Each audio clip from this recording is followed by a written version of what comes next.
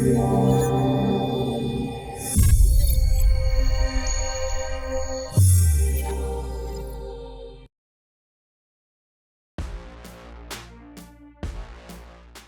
there, all you beautiful little chaos makers. Welcome back to Jet Scale Models, where today we're diving headfirst into part 10 of our SD KFZ 234/2 Puma build from MiniArt. That's right, we're 10 parts in. Who knew building a miniature tank could take so long? It's like the Lord of the Rings trilogy, but with less walking and more glue fumes. And trust me, by the end of this, you're gonna wish you were in Mordor instead. First up, this little thing of beauty, an MG42 ammo can, you know, for all your machine gunning needs, because we all have those days, right? Now, they've given us this cute little 3-part version, and while it's adorable, I can't help but wonder, how did they slap this thing on the Fender? Did they just say, screw it, it looks cool? Or was it standard issue for tanky death machines? Who knows, but whatever, let's glue it together and pretend we're experts. All right, we've got this MG42 ammo box, and it comprised of 3 parts. So I just got to clean up the attachment points here. Take a sanding stick. All right.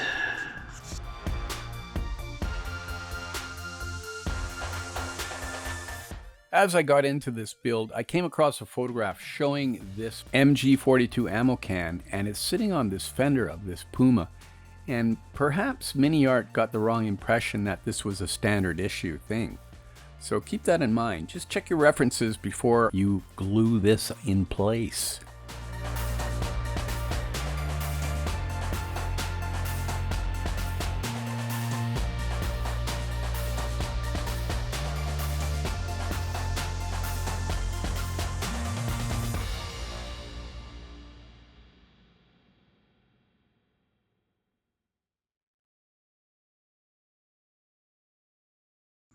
All right, so there's a little box here called B24, and it goes right there on the fender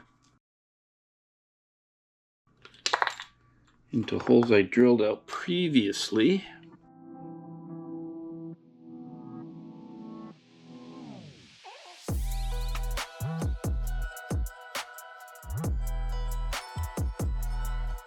Now we're tackling the 10-ton jack, because even armored cars need to lift themselves up. And no, this is not a metaphor for self-care. The jack's going together with some serious muscle, by which I mean delicate fingers and a drill bit, because MiniArt loves to make you work for those assembly holes.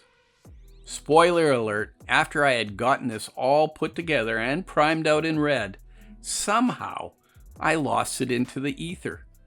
I guess I'm going to have to replace it with something else at some point.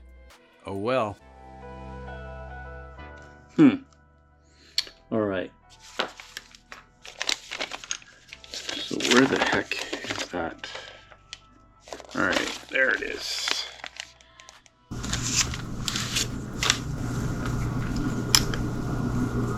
So that goes there.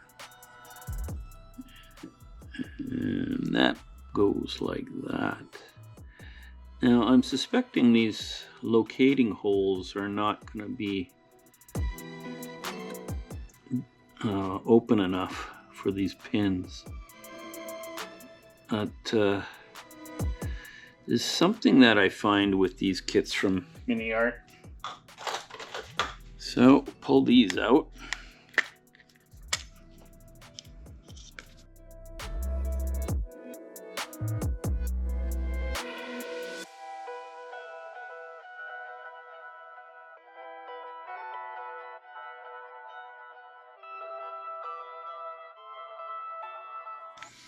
There, now that works.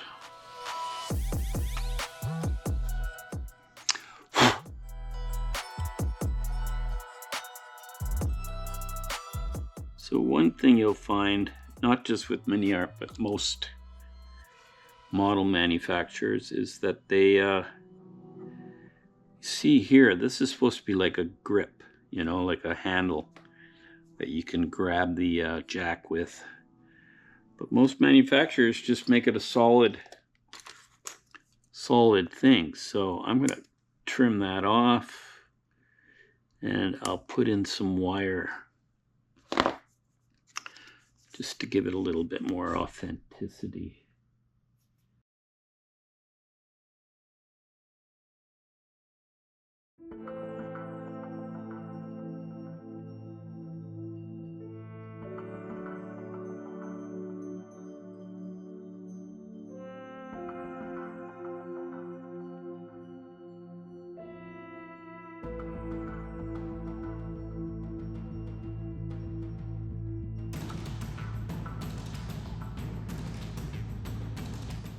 Alright, so we'll use another one of these wires from my braces guy.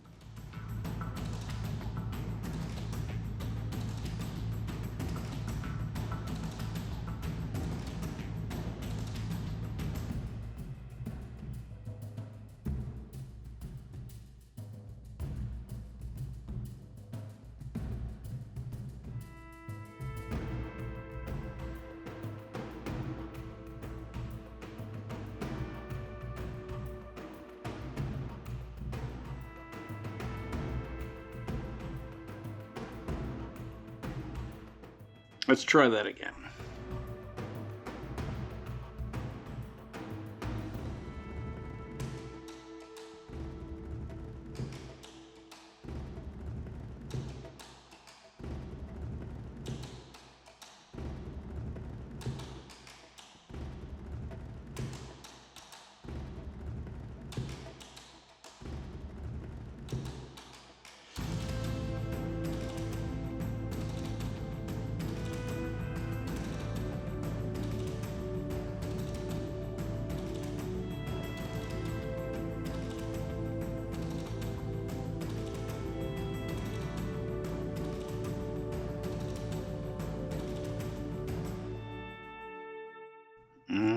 Mm-hmm.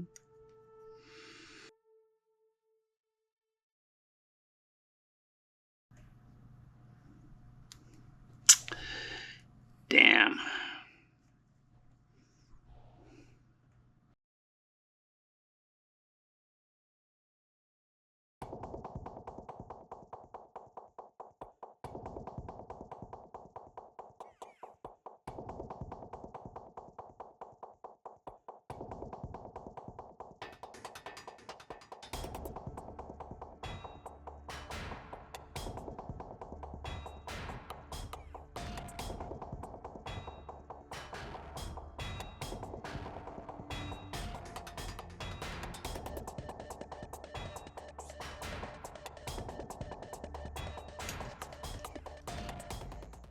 Damn it.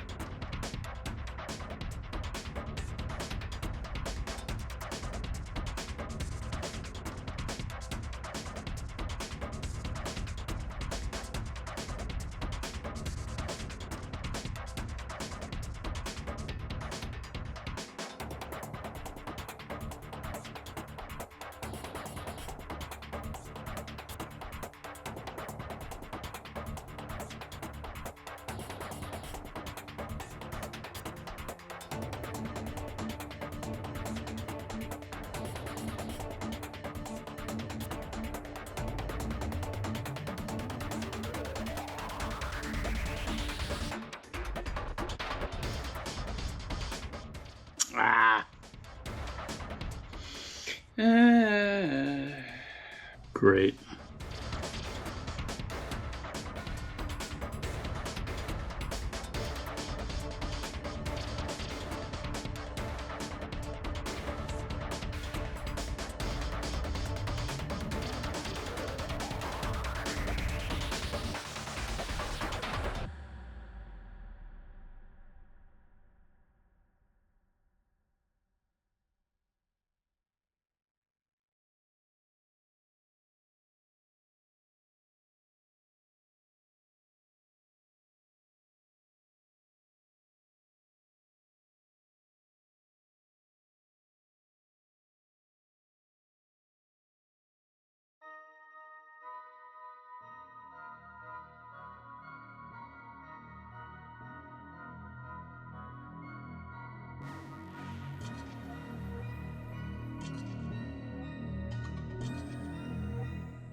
So that goes like that, apparently.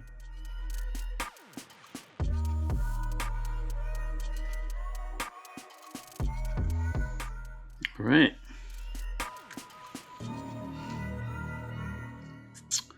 Right, and we've got a handle here we need to put on. Apparently that points down.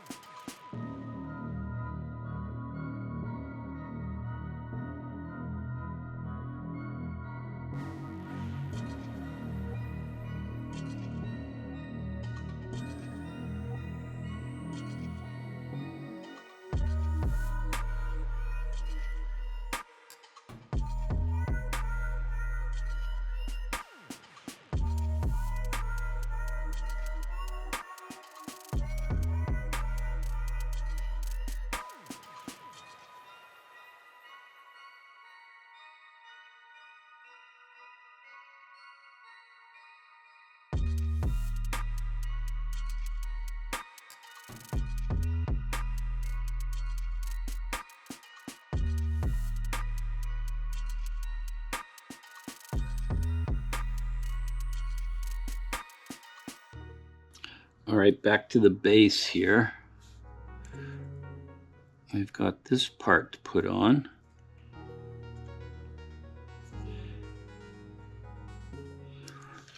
Gotta clean the side a little bit more.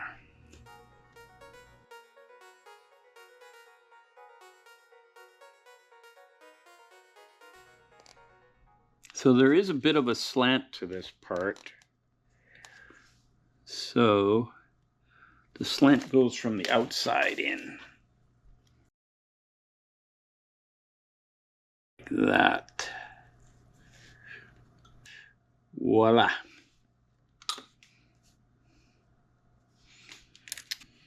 All right, so we've got all these latches and handles to put on the hatches. Got to put some latches on the hatches. All right, so this is the rounder one. So that needs to get cleaned up a little better there.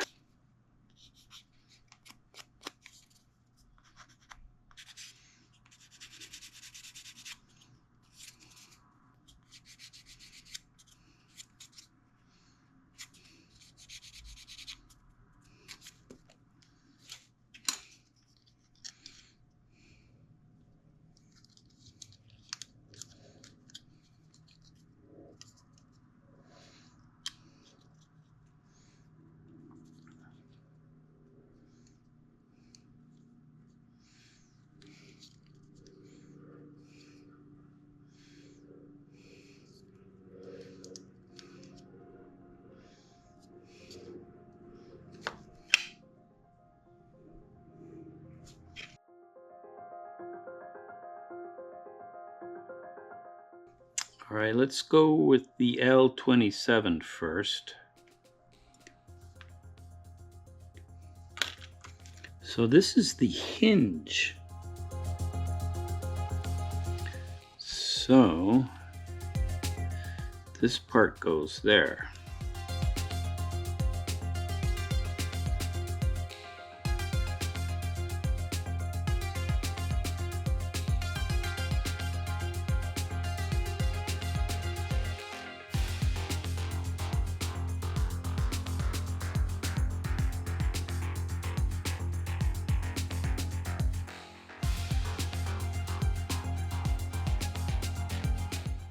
All right, we've got quite a few of these L25s to put on. Let's see, 1, 2, 3, 4.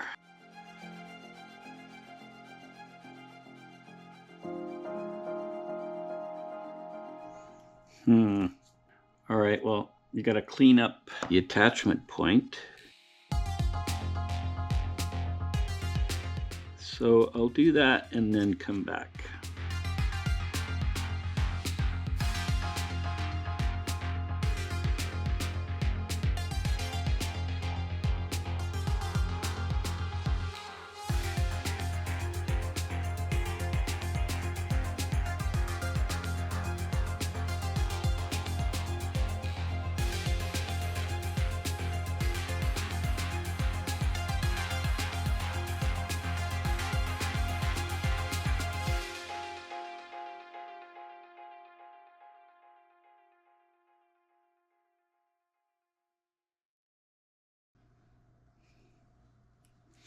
I think these must be for the periscope. I'm going to add these periscopes, but I gotta say the fit is so tight. You gotta put that glue in there so it'll loosen things up.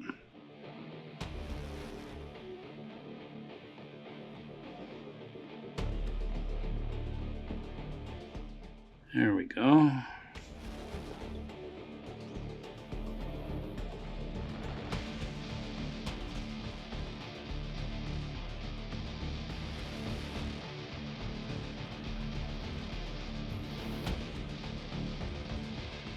That's supposed to stay there, so don't cut that off. I guess I cut it off on... No, I didn't. That's good. That's like a clip that keeps it in.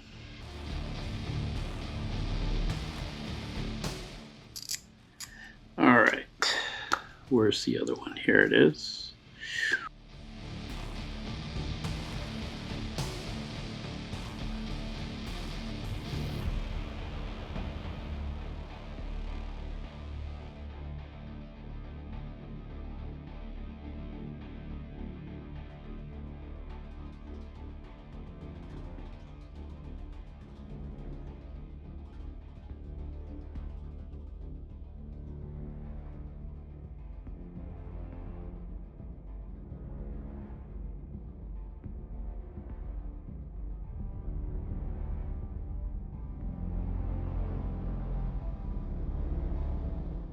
All right, well, I got a little bit of a paint job to do. Now, one thing I noticed, somebody else was building this over on Track Links, and he was saying there's something wrong with these hatches, that they don't fit flat. But if you look at references, they're not supposed to sit flat. They're slightly proud, you know, both of these things. You know, all you got to do is look at the reference photographs, and you can see that MiniArt has these correct. Now, I believe I'm going to paint the inside with the external Dunkelgelb, not the white. And what I'm going to do now is I'm going to take these side door hatches, this turret top, and I'm going to take this front part of the panel. Oh yeah, another thing he said is that he chopped off the nibs on either side here. You don't need to do that. This thing works perfectly well. Like, it can rotate up and down, right? Like, it works perfectly well. You just gotta take your time and figure it out. I don't know. Anyway, I'm gonna paint everything up. And I'm going to hit it with the usual red primer, and then come back with Elfenbein. All right, so let's take a look at these seats. So this goes on there.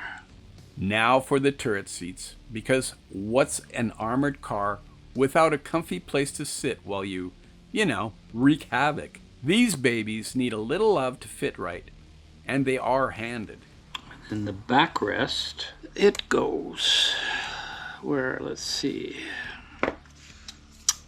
sand it down a little bit more. You need to be gentle with these little guys as they are so fragile.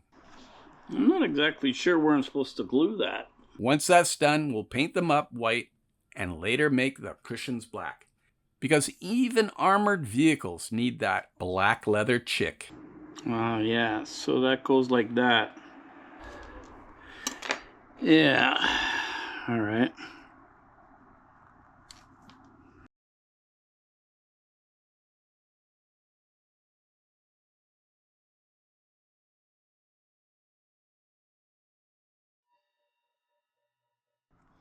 All right, so you can see on the back here, there is a sort of L-shaped thing. And then on this one, you also have a bit of pipe there.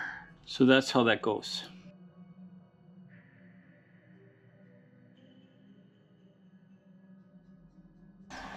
Like that.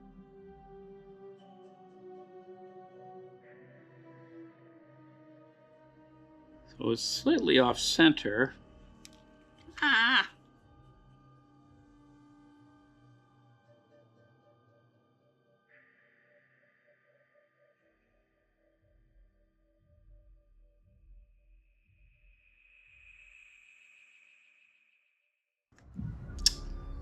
All right.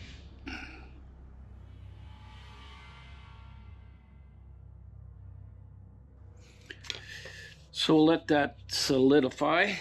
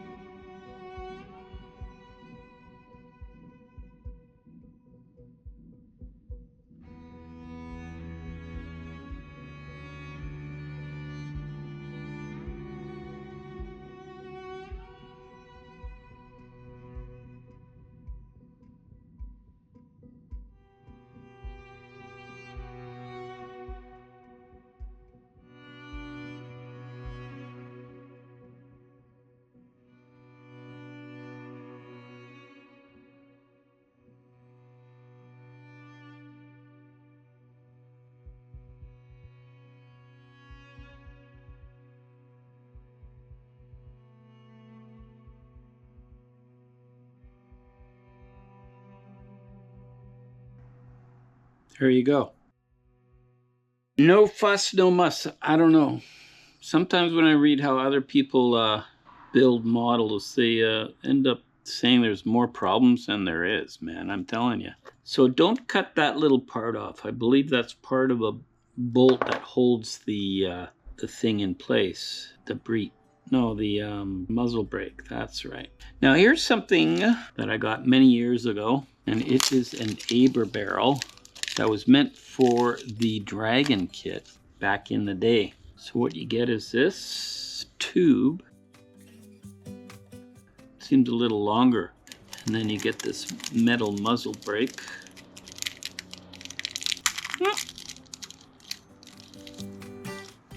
Wow. Fancy, man. So how does that go together?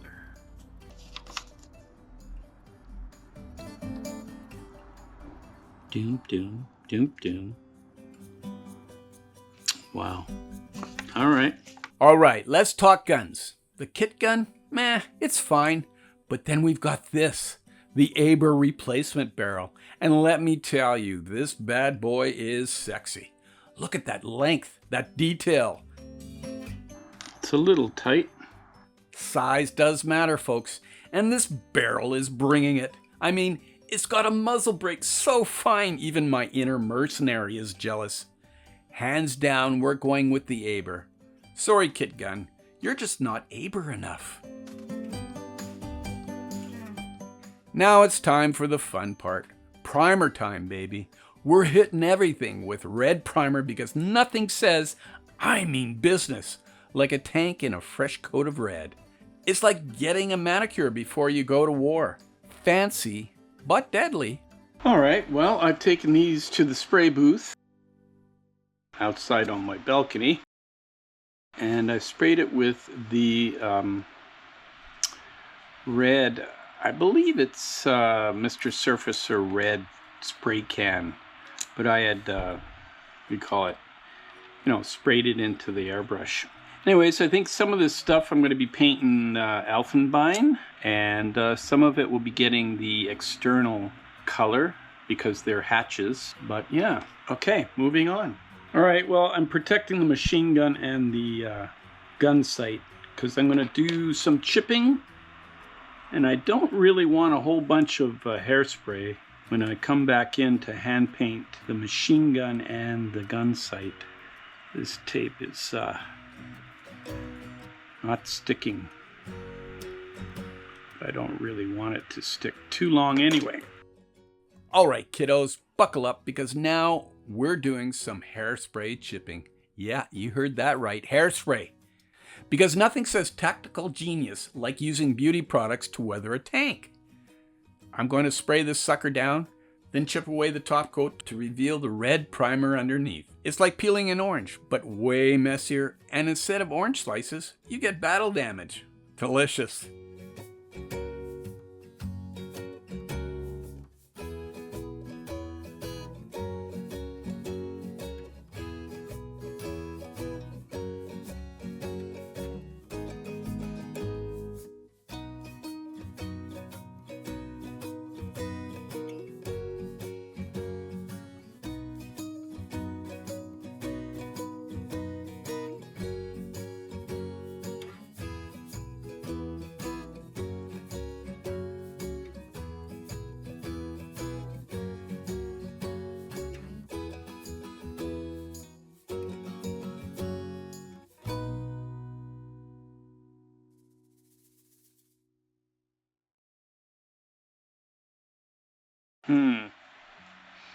That's really fragile. But that's okay. So I'm just going to be very careful.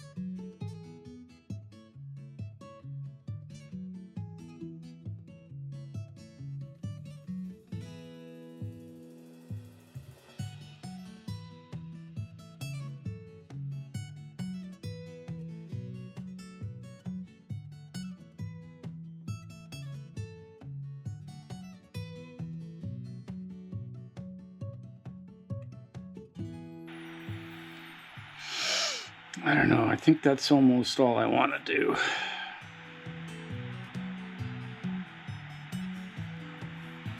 Definitely.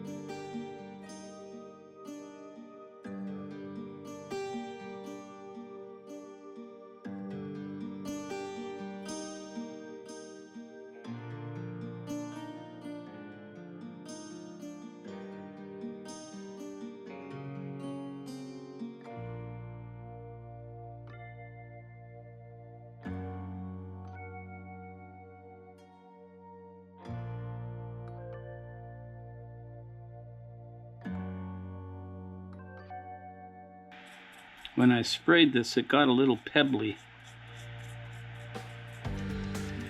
So I'm using this fiberglass pen to kind of like flatten it out a bit.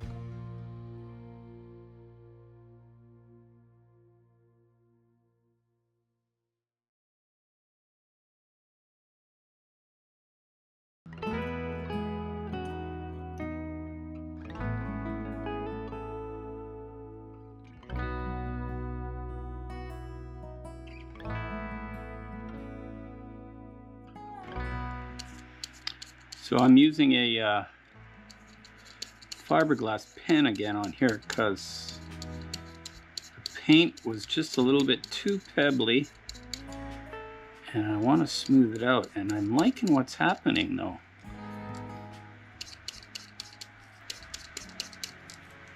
Maybe we have to give it a quick rinse.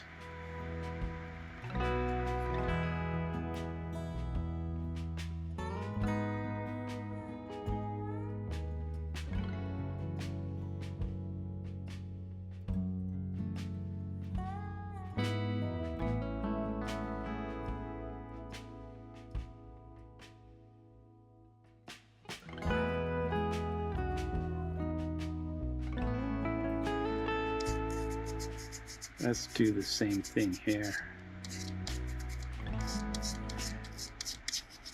I mixed the color in the spray gun and it was a little bit off, so I had to do it again with more yellowy desert yellow. Like I used white and one of the dark yellows that are meant for German tanks from Tamiya. And one is a bit browner and one is a bit yellower. And I guess the first time I used the browner one, which it didn't look right. So I went back in with one that I mixed with the yellower one. I think what I'm gonna have to do is go to the hobby shop, buy another jar of Tamiya white and Tamiya 60 Dunkelgelb, and maybe I'll mix up myself a nice Elfenbein that I can use out of the bottle. Because mixing it on your own in the airbrush, you know, you just might not get it right. Anyway,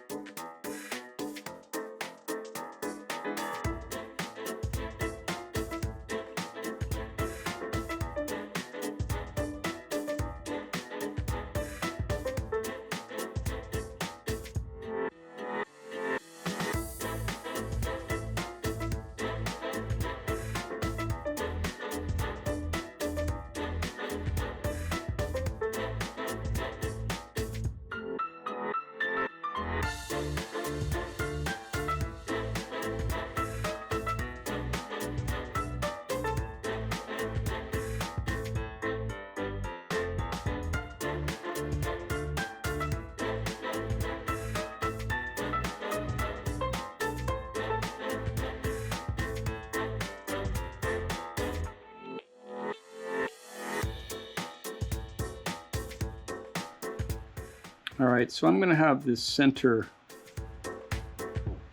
ammo box closed, just for variation, because the other ones are open.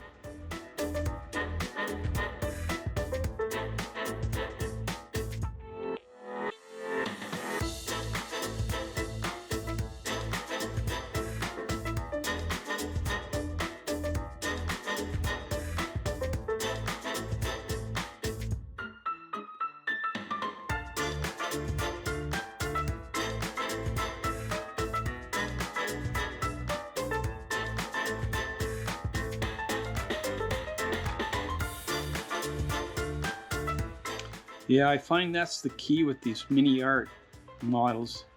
You just got to put a little bit of glue, and whatever tolerances are there that's preventing you from closing something or joining something, that's all it takes. And then it just slides right into place perfectly. Wow, okay, that's really good. Sweet. So,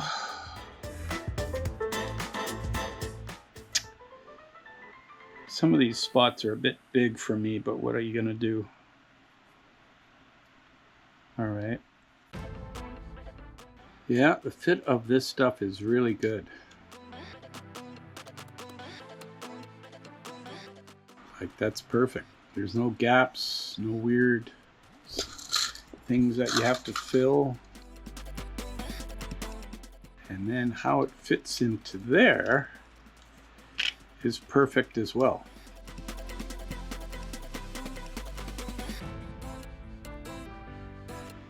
Voila.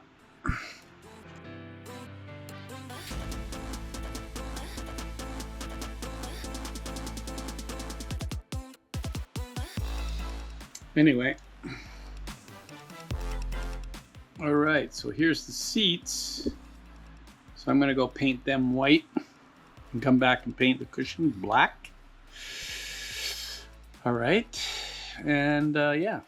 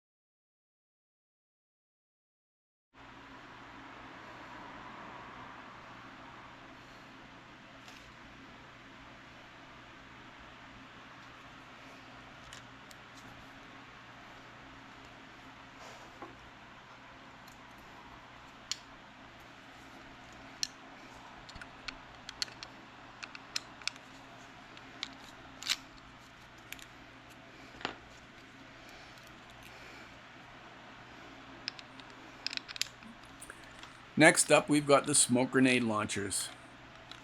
Now these things look pretty good, but I'm gonna try and like hollow out the walls a little bit because the plastic seems a little bit thick to me. But unfortunately, it didn't quite go as planned. Oh well. So what we have here are the smoke grenades, smoke grenade launchers and tubes, and you can see here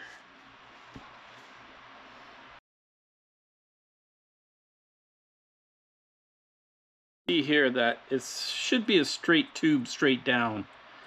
These ones have like the charges in there, but these should be hollowed out more than what they are.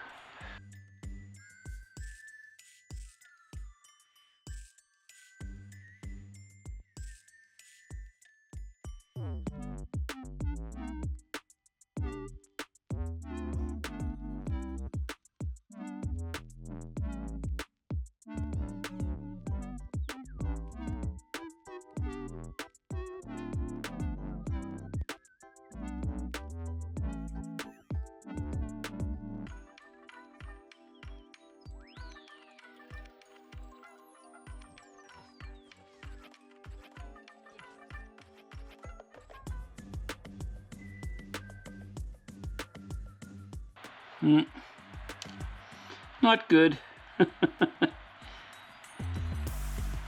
Too hot.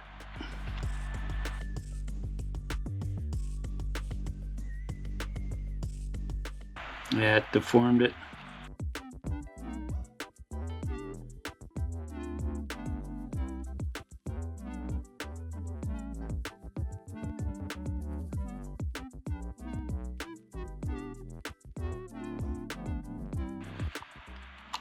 Alright, so I kind of knew I'd screw these up, but I wanted to try anyway. But I do have this one. Bought a long time ago in a galaxy far, far away. And it's for Panzer IIIs.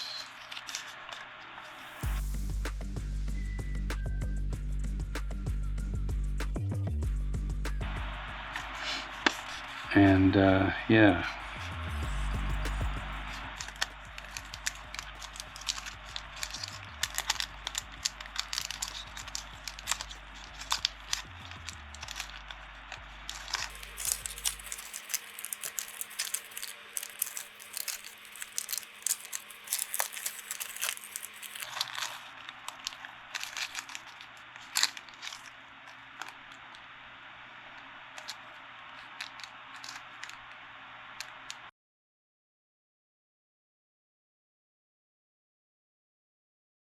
And now for the grand finale, radios. Yes, because nothing says war machine like good old-fashioned communication. All right, so what we're looking at now is this radio. And also there's another radio back here.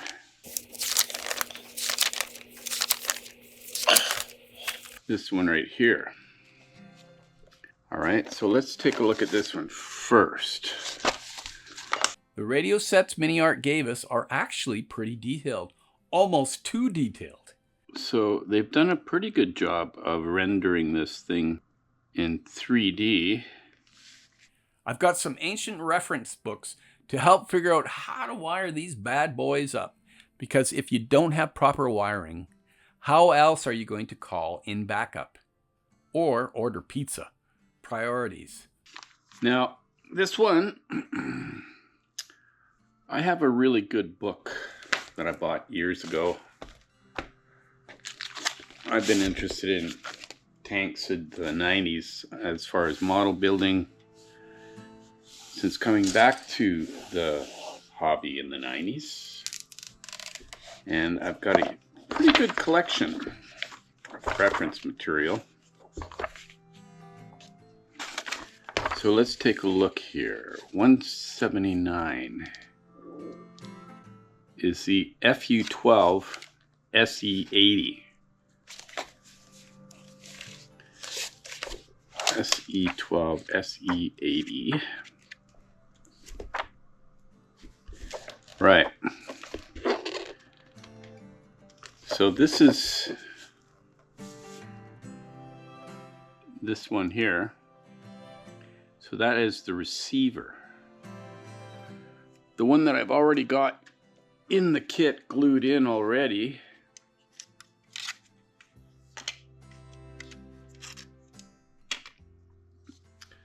That one there is this one here. This one here is that one.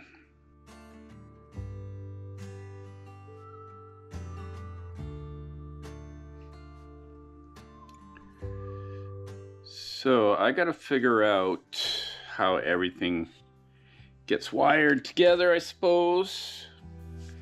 Now this one here, this is part of it as well. So as you can see here, it says in the description of this, the vehicle, SDKFZ 234/2. So you've got a receiver, a torn EB, you've got the receiver MWEC, and you've got a transmitter. So the transmitter is already in, and this one will also go in. Now, where did I see that before?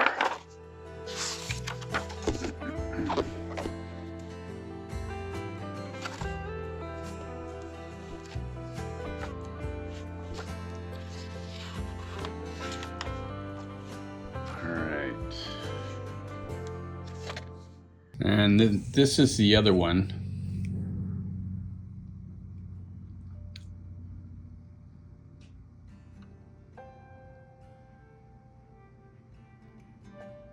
That's that small one.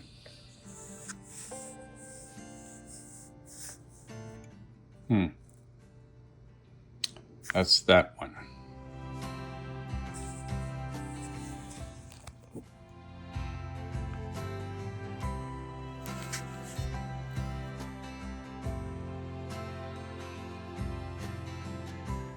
So there's that one there.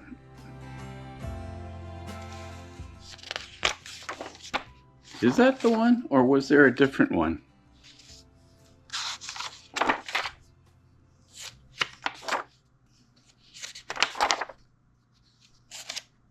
All right, yeah, no, I think on further examination, and this is cool, they actually include the speaker as well.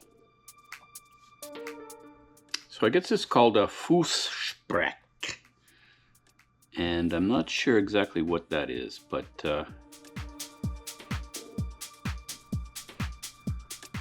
you can see here all the information. And here's the wiring for all of it. This is 24251-1 and 251-17.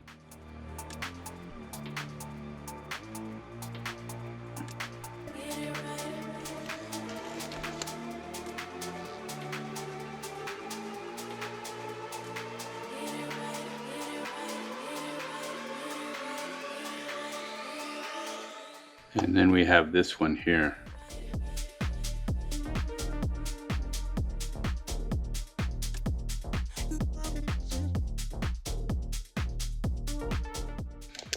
Yeah, and here's a page or two on power units.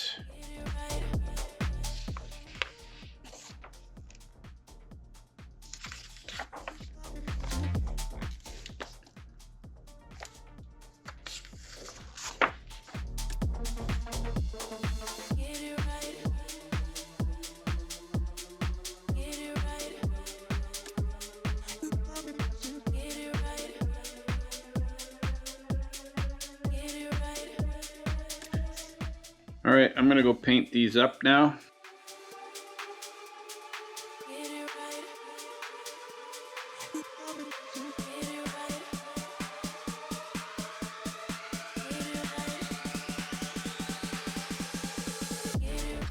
Alright, so I've painted these two out, and I'm pretty happy with the result. They actually did a really good job on these radios. Way better than the ones you get in the RFM kit.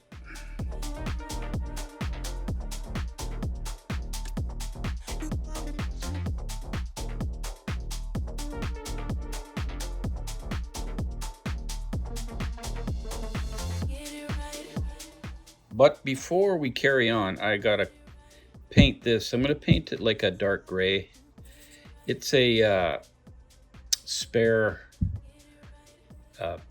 for these vision blocks. This is like a bulletproof piece of glass. But I'm just gonna paint it like a dark gray, medium gray.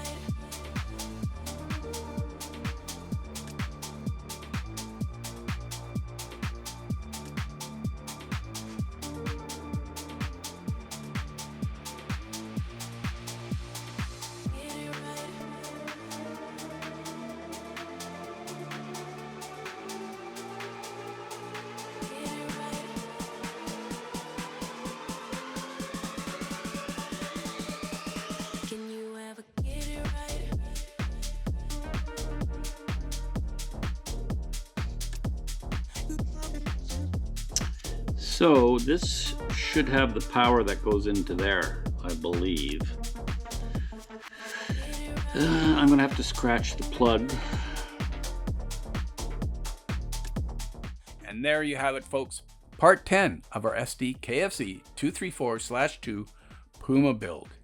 We've glued, drilled, painted, and even thrown in some hairspray action. What more could you ask for? Until next time, folks. In the meantime and in between time, that's another edition of Jet Scale Models. Y'all come back now, you hear? Or I'll find you.